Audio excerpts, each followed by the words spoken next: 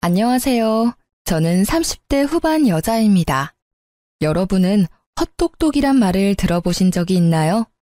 저는 부모님께 가끔 듣긴 했지만 크게 신경 쓰지 않고 넘겼었는데요. 제 인생에서 큰 사건을 겪은 지금은 그야말로 제가 헛똑똑이로 살아왔다는 걸 뼈저리게 느꼈답니다.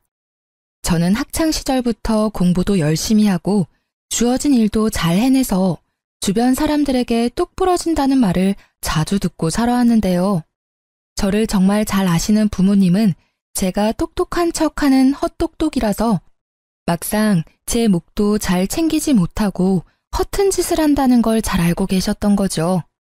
이제는 정말 그렇게 살지 않으려고 더욱 일도 열심히 하고 사람 관리도 허투루 하지 않으며 지내고 있는데요.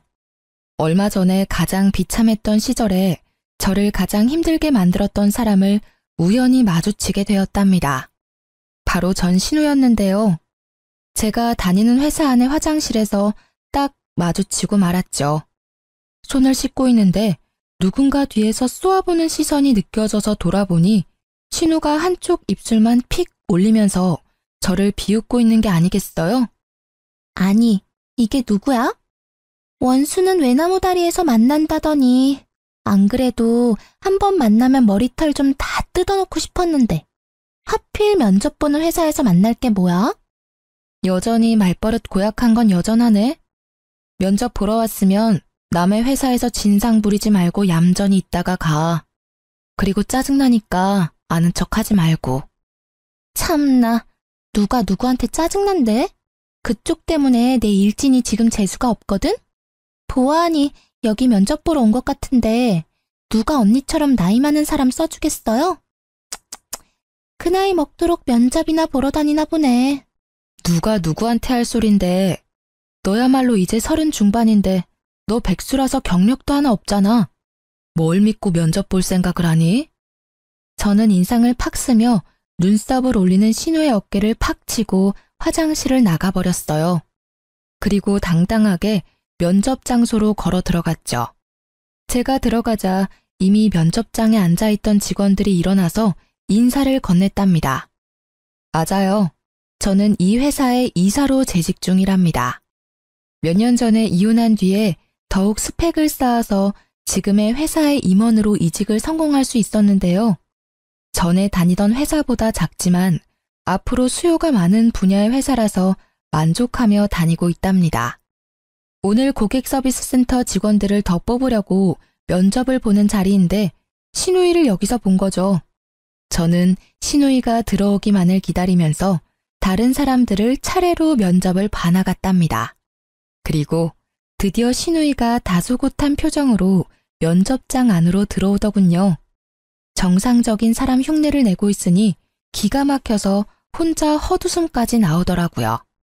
신우이가 깍듯이 인사를 하고 고개를 들었고 차갑게 신우이를 보고 있는 저와 눈이 딱 마주쳤어요. 신우이가 저를 보고 제 앞에 이사라는 팻말을 보고는 동공이 마구 흔들리면서 얼굴이 새하얘지더라고요. 다른 직원들의 질문에 덜덜 떨면서 제대로 답도 못하는 신우이를 한심하게 바라보며 예전 결혼 생활을 떠올렸답니다. 사회에 나와서 만났으면 상대도 안 했을 신우이 때문에 죽고 싶을 정도로 힘들었을 때가 있었죠. 도대체 어떤 사연일지 궁금하시죠? 제 이야기를 한번 들어봐 주세요. 저는 사내 연애로 오랫동안 만났던 남자와 헤어지고 1년 동안 방황을 했었어요. 저도 그랬고 회사 사람들도 당연히 결혼까지 할 거라고 생각했지만 그 남자는 아니었던 거죠. 그렇게 30대 중반이 되니 마음이 급해져서 소개팅을 많이 하게 되었는데요. 그 중에 한 명이 바로 전 남편이었던 거죠. 남편은 저를 만나자마자 이렇게 말하더라고요.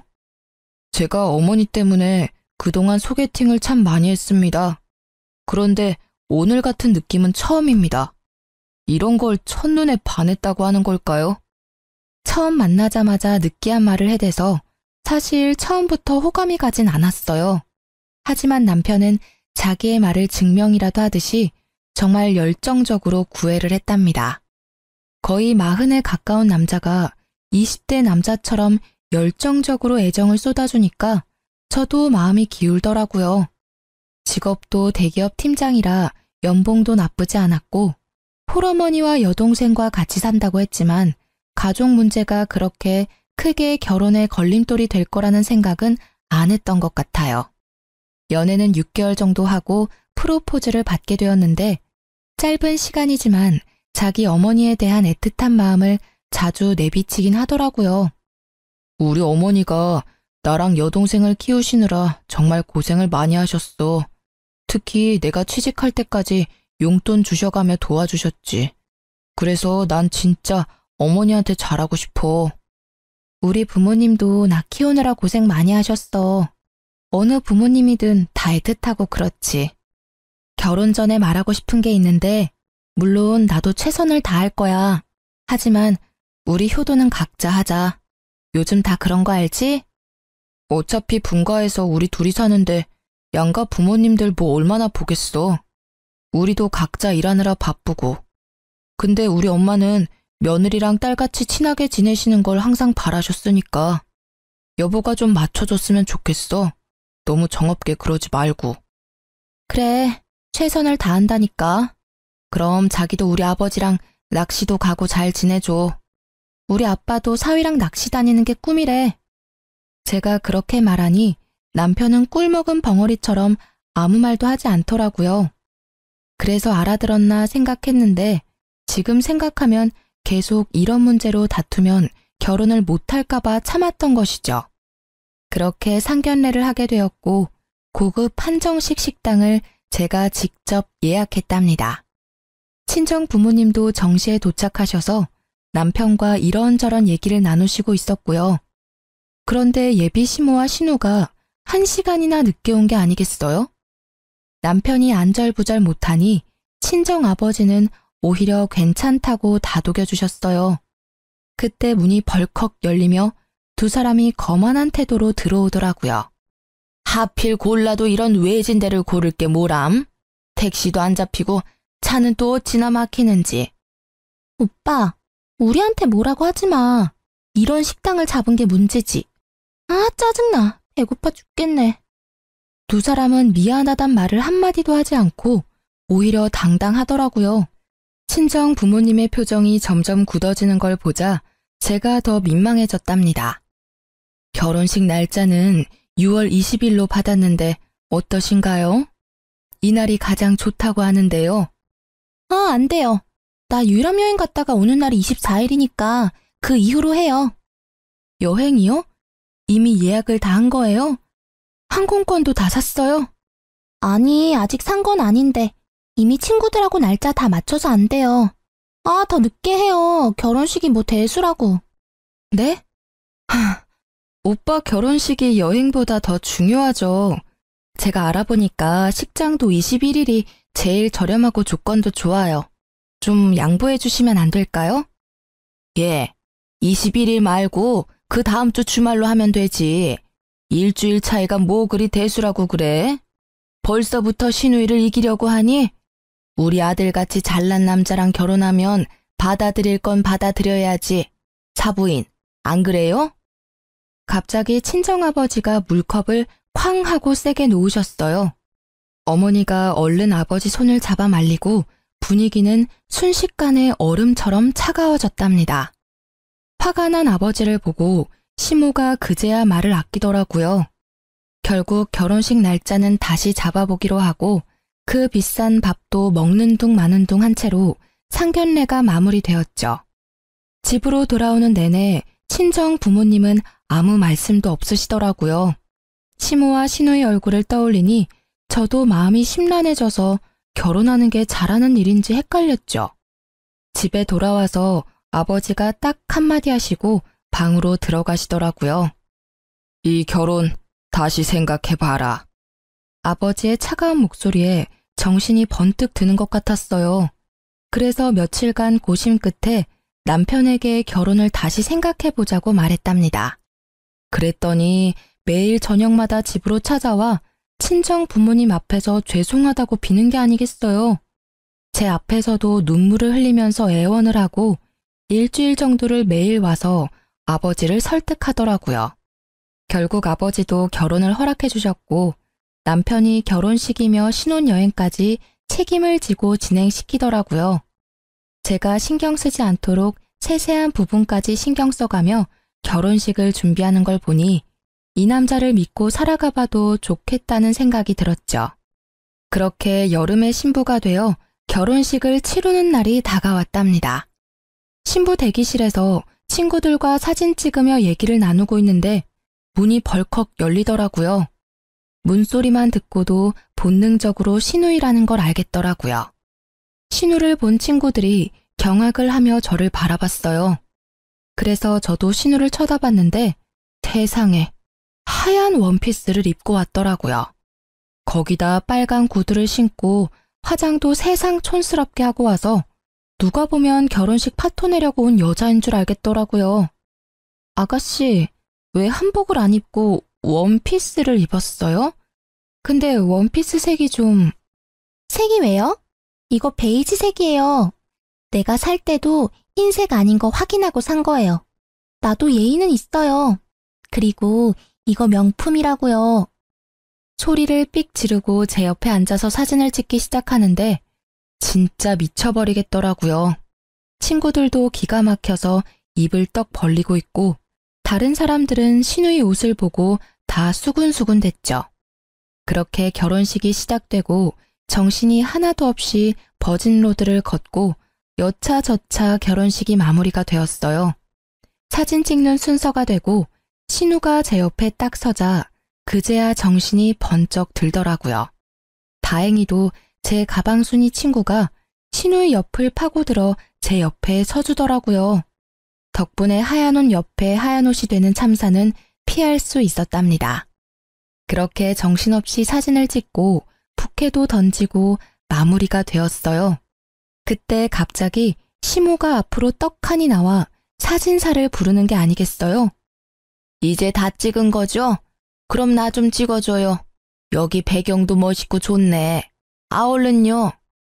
사진사가 영문을 몰라 쳐다보니 시모가 얼른 의자를 하나 가져와서 가운데에 딱 놓고 앉더라고요. 자자, 얼른 찍어줘 봐요. 오늘처럼 이렇게 화장하고 한복 곱게 입었을 때 독사진 좀 찍어두려고 그래요. 저는 너무 황당하고 하객들 보기에도 부끄러워서 남편을 푹 찔렀어요. 지금 어머니 뭐 하시는 거야? 왜 갑자기 사진을 찍으신다는 거야? 좀 말려봐. 아니, 오늘 예쁘게 하고 오셨다고. 나중에 쓰실 영정사진 좀 찍으신대. 뭐? 지금 뭘 찍는다고? 제정신이야? 자기도 알고 있었어?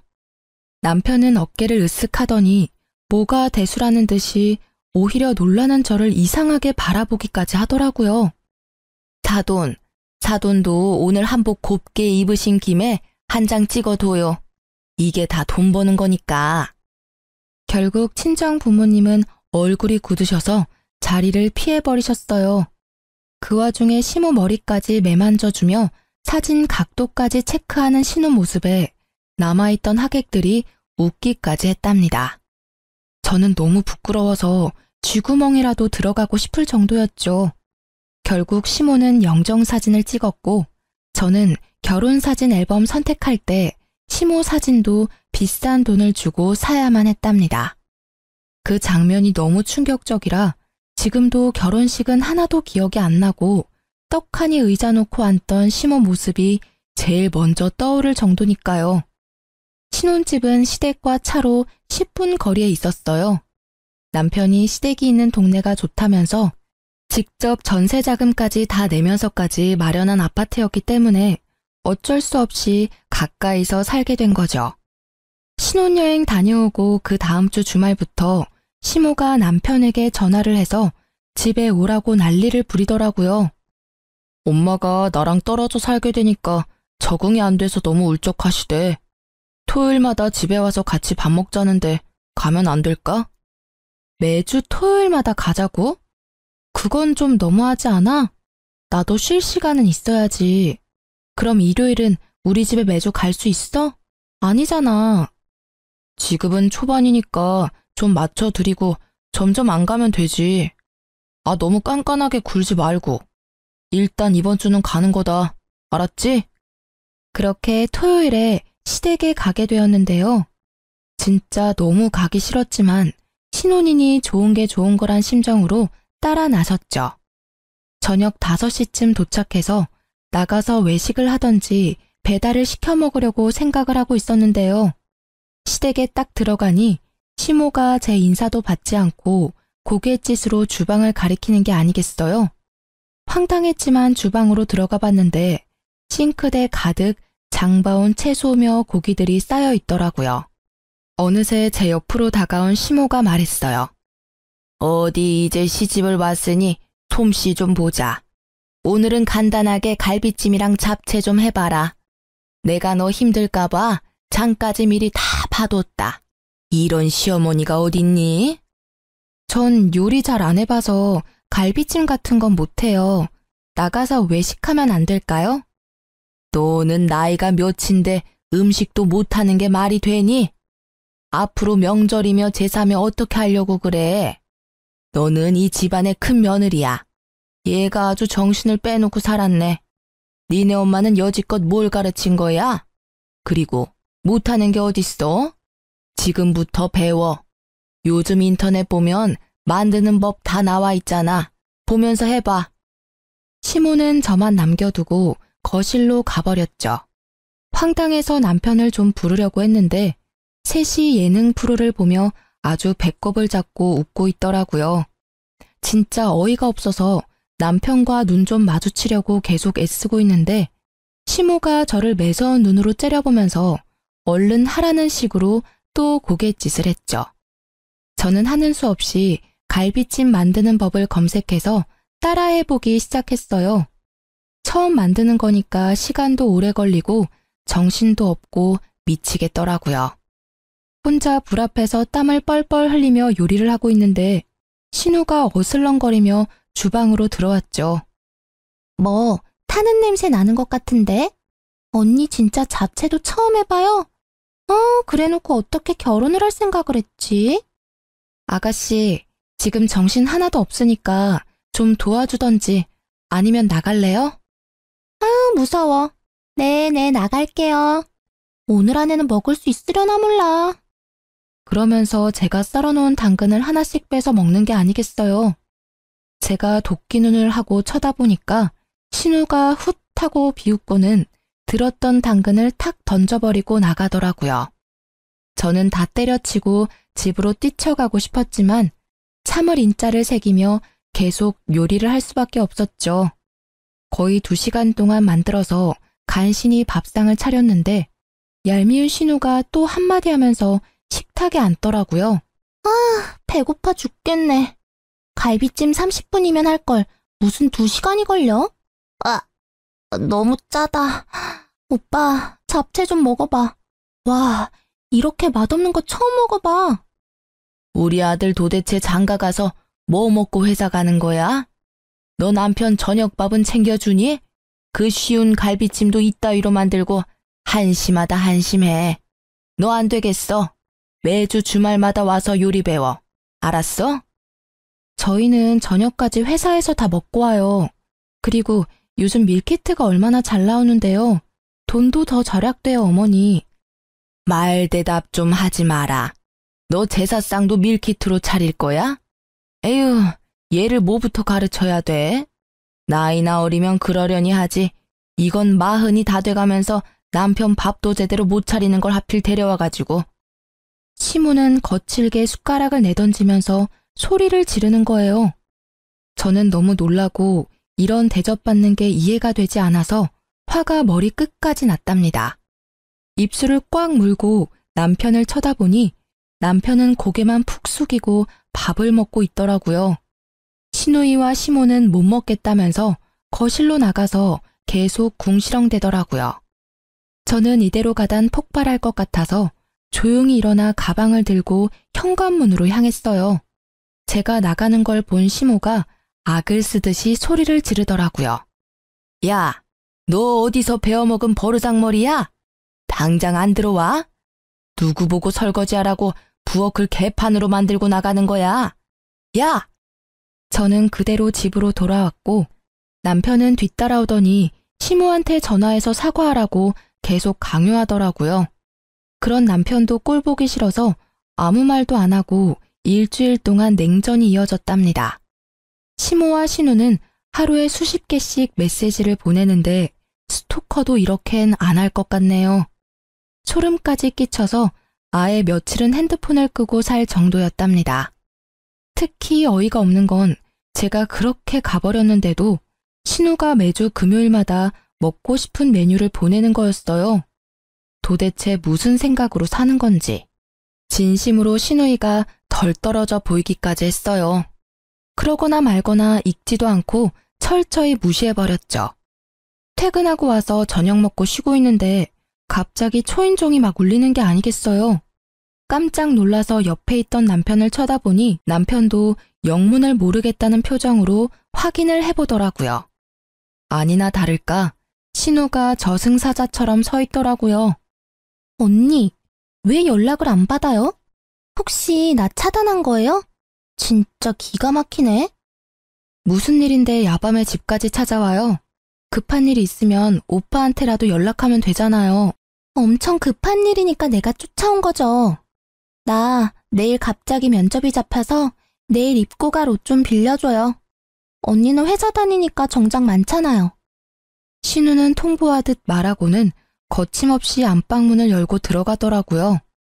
너무 황당해서 얼른 뒤따라갔는데 벌써 옷장을 열고는 제 옷들을 뒤적이고 있었어요. 아니 이게 지금 뭐 하는 거예요? 왜 남의 옷을 막 뒤져요? 그리고 아가씨랑 나랑 사이즈가 다른데 어떻게 입으려고요? 얼마나 차이 난다고 그래요? 가지고 있는 옷 중에 좀 사이즈 넉넉한 거 없어요? 아니, 내가 당장 옷을 사달라는 것도 아니고 한 번 빌려 입는다는데 뭘 이렇게 야박하게 굴어요? 그래, 내일 면접 본다는데 당신이 좀 좋은 마음으로 옷 좀 챙겨줘. 이 옷 괜찮네. 나 이거랑 이 블라우스 가져가도 되죠? 어? 이 가방 내가 갖고 싶었던 건데. 나 내일 한 번만 들고 갔다 오면 안 돼요? 가방은 안 돼요. 나도 큰 마음 먹고 산 거라 몇 번 들지도 않았어요. 옷만 가져가요. 언니, 새 거도 아니고 쓰던 건데. 내일 한 번만 빌려줄 수 있잖아요.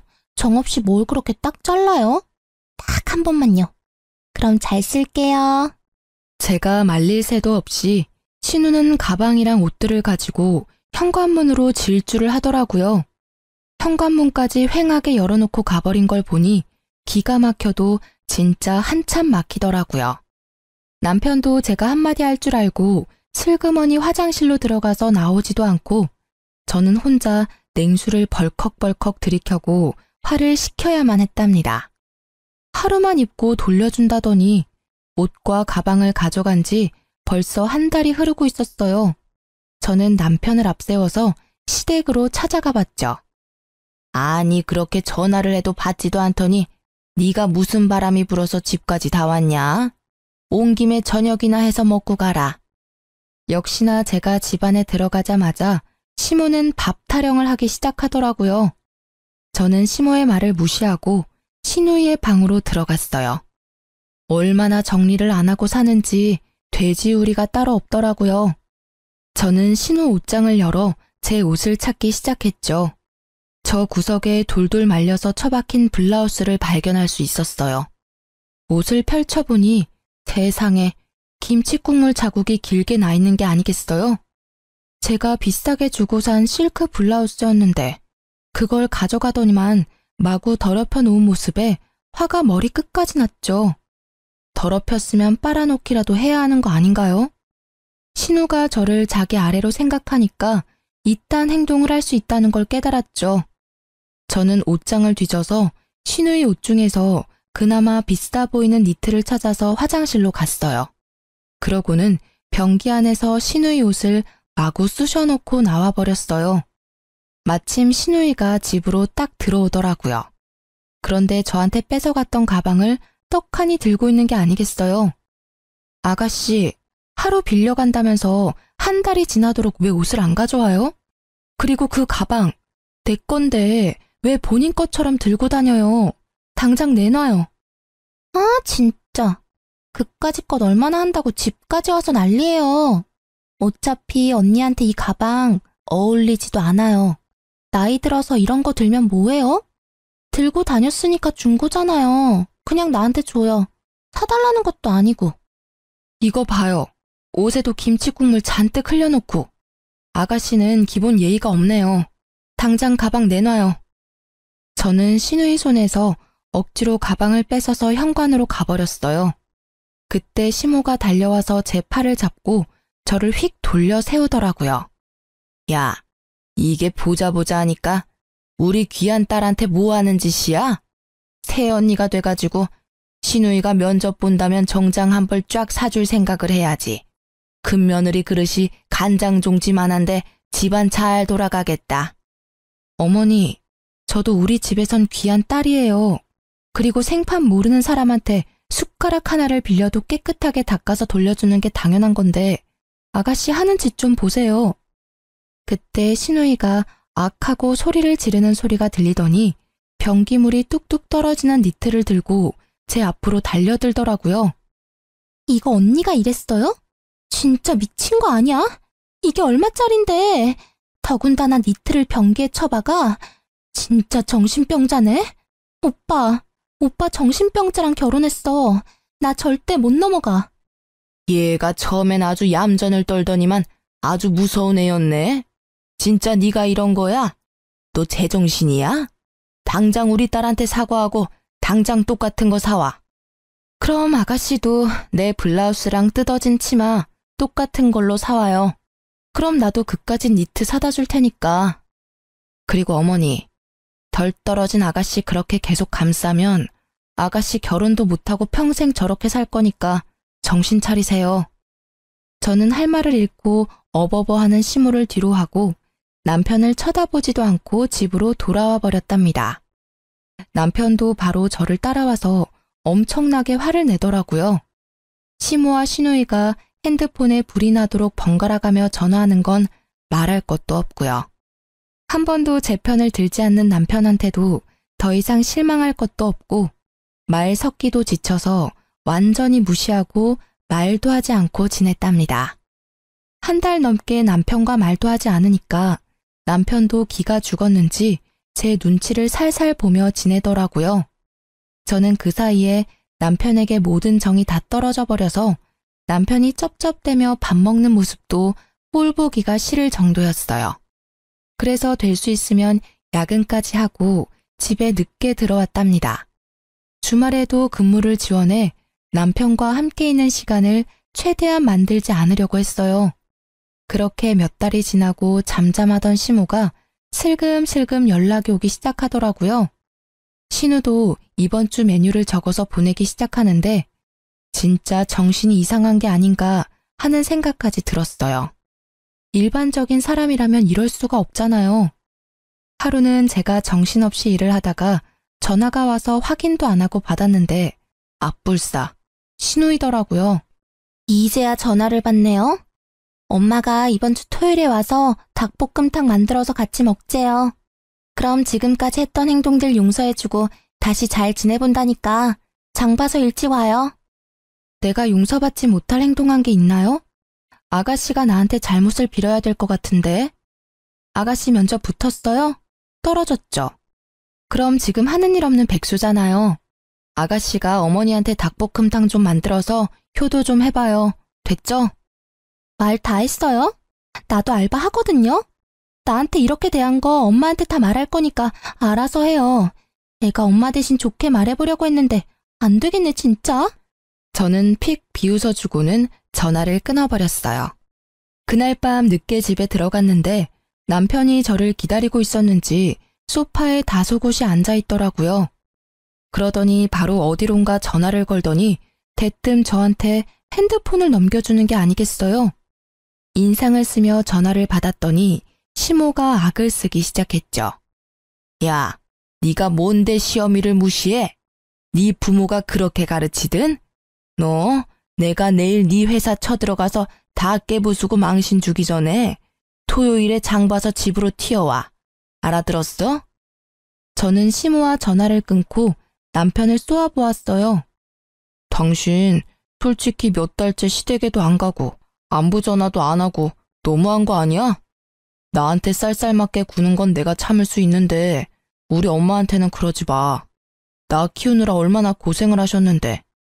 며느리랑 좀 잘 지내고 싶으시다는데 도대체 왜 그래? 그럼 당신은 왜 우리 집에 전화도 안 하고 가지도 않는 건데? 신우가 나한테 미안하다고 상식적으로 한마디만 했어도 내가 이렇게 정 떨어지진 않았어. 아니, 사위랑 며느리가 같아. 사위는 손님이라잖아. 손님이 전화하냐? 그리고 그거 옷 몇 푼이나 한다고 그 난리인지 난 지금도 이해가 안 된다. 가족끼리 싸우기도 하고 화해하고 그렇게 사는 거 아니야? 당신 너무 이기적인 거 알아? 토요일에 무조건 가는 거야. 역시 남편과는 대화가 전혀 통하지 않았어요. 그놈의 닭볶음탕이 이렇게 저를 힘들게 할지는 상상도 못했는데 말이죠. 저는 작년 이맘때쯤에 저를 떠올려 봤어요.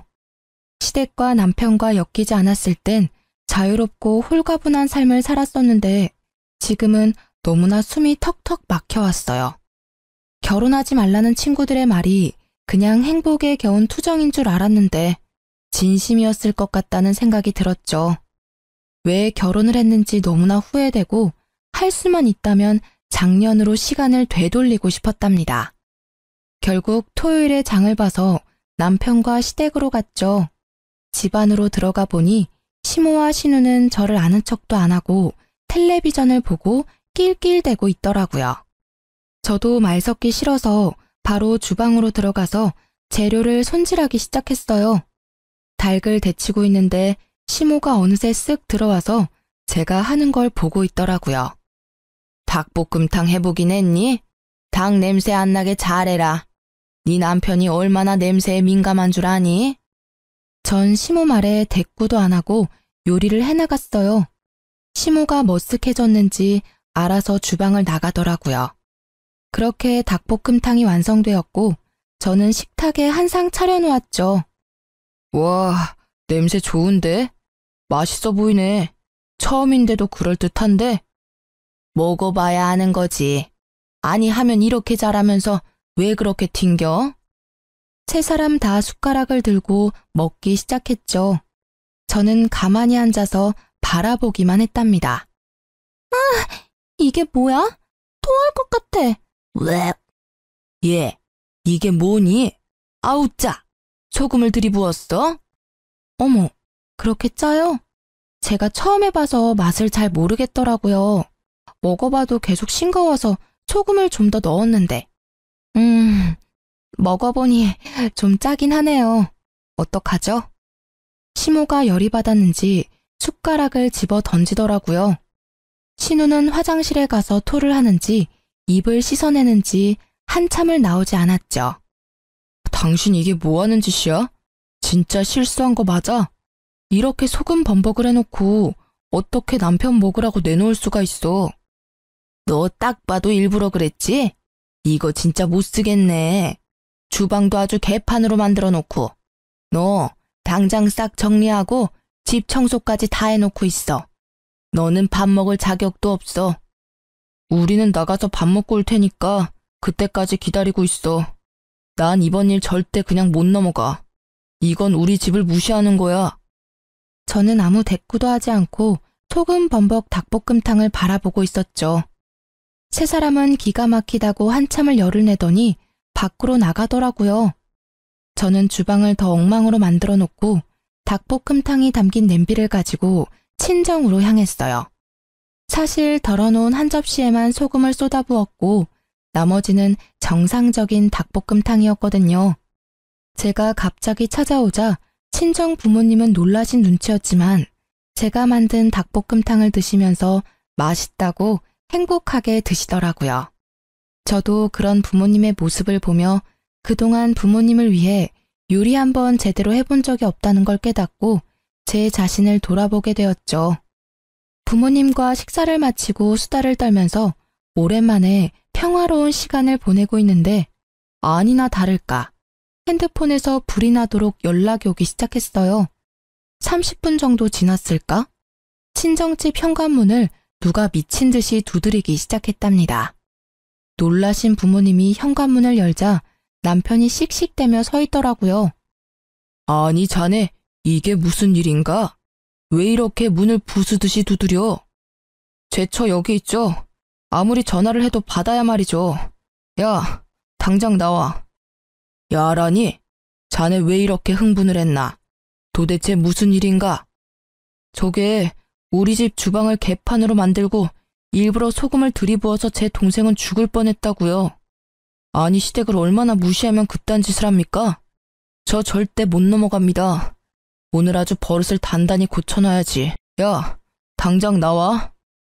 누가 들으면 내가 음식에 독이라도 탔는 줄 알겠네. 당신이야말로 우리 집에 와서 이게 무슨 행패야?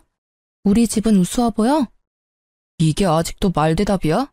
하늘 같은 남편을 이따위로 취급해? 당장 따라 나와. 남편이 제 손목을 세게 비틀어서 잡아 끌기 시작했어요. 화가 난 아버지가 남편을 팍 밀쳐버렸죠. 자네야말로 장인 장모를 얼마나 무시하면 내 앞에서 내 딸 손모가지를 비트나? 여지껏 우리 딸 이렇게 대한 거야? 당장 꺼지게. 당장. 친정아버지가 문을 못 닫도록 막아대는 남편을 다시 한번 세게 밀어서 넘어뜨리고는 현관문을 닫아버렸답니다. 남편은 한참을 쿵쿵 발로 현관문을 차다가 돌아갔죠. 너 여지껏 이런 취급을 받았어? 네가 저놈보다 뭐가 부족해서? 당장 이혼해라. 하나 보면 열을 안다고 더 볼 것도 없다. 아버지의 말을 듣고 저도 정신이 바짝 차려지면서 이혼을 해야겠다는 결심이 굳어졌어요. 그렇게 당장 남편에게 이혼을 통보했고 남편은 절대 안 된다며 집으로 들어오라고 했어요. 난 이혼할 때까지는 절대 그 집으로 돌아가는 일 없을 거야. 내가 그 집에 가는 날은 내 짐을 빼오는 날뿐이야. 오늘 당신 회사로도 이혼 서류 보냈으니까 당장 도장 찍어서 보내. 내가 바람을 폈냐? 너를 패기라도 했냐? 내가 이혼 안 하겠다는데 네가 무슨 수로 이혼을 할 건데? 어디 한번 계속 개겨봐. 누가 이기나 보자. 저는 닭볶음탕을 만들러 간 날에 시모와 남편이 한 대화를 모두 녹음했었고 남편이 친정에 와서 소란을 피운 것도 모두 녹음을 해놓았었거든요. 일부분을 남편에게 보내자 남편이 일단 이혼 서류 들고 만나자고 태도를 바꾸더라고요. 그래서 약속 장소로 나가서 남편을 기다렸답니다. 문 쪽이 소란스러워 뒤돌아보니 시모와 시누이와 남편이 같이 몰려 들어오더라고요. 시모는 저를 보자마자 제 따귀를 마구 때리기 시작했어요. 저는 너무 놀라서 대응도 못하고 몸이 굳어버렸죠. 누구 마음대로 이혼이야? 너는 내가 오늘 버르장머리를 확실히 고쳐놓을 거야. 니까짓 게 뭔데 우리 집안을 무시하고 쑥대밭으로 만들어? 그것도 모자라서 우리 아들을 이혼남 만들겠다고? 이게? 지금 저 때린 거 후회하실 텐데요. 누군 이혼녀 되고 싶어서 되나요? 제 인생도 그쪽 때문에 아주 더럽게 꼬였네요. 보자 하니까 우리 엄마한테 뭔 말버릇이야? 이번엔 신우가 달려들어 제 머리채를 잡고 흔들기 시작했어요. 제가 신우의 팔목을 마구 핥히어대자 시모가 제 팔을 붙들지 뭐해요. 제가 무차별적으로 당하고 있는데 남편은 그 모습을 보고만 있더라고요. 여기요, 경찰 좀 불러주세요. 사장님! 제가 소리치자 시모가 제 입을 틀어막기까지 하더라고요. 경찰이 올까봐 무서웠는지 저를 끌고 밖으로 나가려고 하길래 안간 힘을 써서 주저앉아 버티기 시작했답니다. 사람들이 신고를 했는지 다행히도 금방 경찰이 출동했고 다 같이 경찰서로 향했어요. 제 인생 처음으로 경찰서에 와서 조사도 받고 결혼하고 참 별일을 다 겪는다 싶었죠. 저는 경찰에게 폭행죄와 협박죄로 세 사람 모두 고발하겠다고 하고 진술서를 적기 시작했고 그 모습을 보던 세 사람이 펄쩍 뛰었죠. 아니 가족끼리 좀 다툰 거 가지고 무슨 협박죄? 형사님, 얘 좀 보세요. 말도 안 되는 소리를 하고 있네 진짜. 혜언니가 좀 정신이 이상해서 우리가 좀 주의를 준 거예요. 그리고 뭐 증거 있어요? 우리가 때린 증거 있냐고요. 참나, 증거는 차고 넘치네요. 목격자도 많고 카페에는 CCTV도 있습니다. 일단 고소 진행한다니 조사 들어가면 알게 되겠죠. 경찰 말을 듣고는 시모가 갑자기 제 손을 덥석 잡고 비굴하게 미소를 짓더라고요. 아유, 예. 내가 너무 화가 나서 정신이 어떻게 됐었나 보다. 정말 미안하다. 우리 서로 간에 이해하고 용서하고 다시 잘 지내보자. 우리 가족 아니니? 저를 정말 가족으로 생각하셨으면 그렇게 개 패듯이 패진 않았겠죠. 아니죠. 키우던 개도 그렇게는 안 때리겠어요. 저는 절대 합의도 고소 취하도 안 할 거니까 법대로 해요. 형사님, 계속 진행해주세요. 남편이 점점 일이 심각하게 돌아가는 걸 느꼈는지 저에게 조용히 말하더라고요. 고소 취하하면 이혼해 줄게. 원하면 지금 당장 도장 찍어줄게. 저는 바로 가방에서 이혼 서류를 꺼내서 남편에게 내밀었어요. 남편은 바로 도장을 찍어 건네줬죠. 일단 고소를 나중으로 미루고 이혼 서류부터 접수했고 시댁에게 폭력을 당했다는 증거가 있어서 좀 더 빠르게 판결을 받을 수 있었어요. 그렇게 1년이 채 넘지 않은 결혼 생활의 종지부를 찍게 되었답니다. 이혼 확정 신고한 바로 다음 날 저는 다시 해당 경찰서에 찾아가 고소를 진행했고 몇 달이 지나 시모와 시누이에게 폭행죄로 벌금이 선고되었다는 걸 통보받을 수 있었어요. 그리고 바로 남편과 시모에게 계속 연락이 왔고 제가 받지 않자 온갖 욕을 해대며 음성 메시지를 잔뜩 남겨놓았더라고요. 전 상대하기도 싫어서 바로 핸드폰 번호도 바꾸어 버리고 남편과 시댁 자체를 머릿속에서 지워버리려고 온갖 노력을 했어요. 1년의 결혼과 이혼 과정은 제 인생에서 철저히 도려내고 싶은 부분이라 오히려 질질 끌지 않고 빨리 해결해서 감사할 뿐이었죠. 그렇게 5년의 시간이 흐르고 저는 연애도 하지 않고 오로지 일에만 몰두했답니다. 그러다가 헤드헌터에게서 현재 회사의 임원 자리로 스카웃 제의를 받아 이직을 하게 되었고 혼자여도 만족스러운 삶을 살아가고 있었죠. 그러다가 면접 자리에서 전 시누이를 딱 맞닥뜨리게 되니 예전 생각이 나서 기분이 너무 안 좋더라고요. 면접 내내 제 눈치만 보며 말도 제대로 못한 시누이는 쫓기듯이 면접장을 나가버렸어요. 그렇게 마무리가 되었나 싶었는데 복도에서 저를 기다리고 있더라고요. 제가 무시하고 지나가자 거칠게 제 손목을 낚아채는 거 있죠? 저는 시누이의 손을 탁 쳐내고 날카롭게 쏘아붙였어요. 이게 지금 예의 없게 무슨 짓이죠? 우리 집은 개떡같이 만들어 놓고 혼자 아주 잘 나가고 계셨네? 너랑 이혼하고 우리 오빤 회사에서 잘려서 지금까지 백수야. 생활비가 없어서 우리 엄마가 청소 일하러 다니다가 허리 다쳐서 지금 요양병원에 있어. 다 너 때문이야. 어떻게 책임질래? 네 오빠가 잘려서 다시 직장 못 구하는 게 왜 내 탓이니? 무능력한 네 오빠 탓이지. 그럼 네가 정신 차리고 고깃집 불판이라도 닦아서 돈을 벌어야지. 너 지금까지 백수지? 뭐? 너 지금 말 다 했어? 너 때문에 빨간 줄 생겨서 취직도 못하는 거잖아. 네가 책임져. 그러니까 나 여기 합격시켜. 너 이 사람이여. 신우가 큰 소리를 내는 게 들렸는지 대표님이 이쪽으로 걸어오는 게 보였어요. 김 이사님, 무슨 일 있나요? 괜찮아요? 아닙니다. 아무 일 없습니다. 대표님, 오늘 면접 지원자인데 끝나고 뭘 좀 물어보셔서요. 신우의 눈에도 대표님이 젊은 훈남으로 보이는지 갑자기 얼굴을 붉히며 다소곳해지더라고요. 그 모습이 어이가 없어서 헛웃음이 났죠. 저는 주위를 둘러보고 아무도 없다는 걸 확인하고는 슬쩍 대표님의 팔짱을 꼈답니다. 대표님이 놀라서 저를 바라보다가 저와 눈이 마주치고 흐뭇하게 미소를 지었어요. 그 모습을 보고 신우이의 입이 떡 벌어진 채 굳어 있더라고요. 비밀로 하자더니 소문이라도 나면 어쩌려고 그래요? 나야 좋지만. 사실 저는 대표님과 1년 넘게 사내 연애 중이었답니다.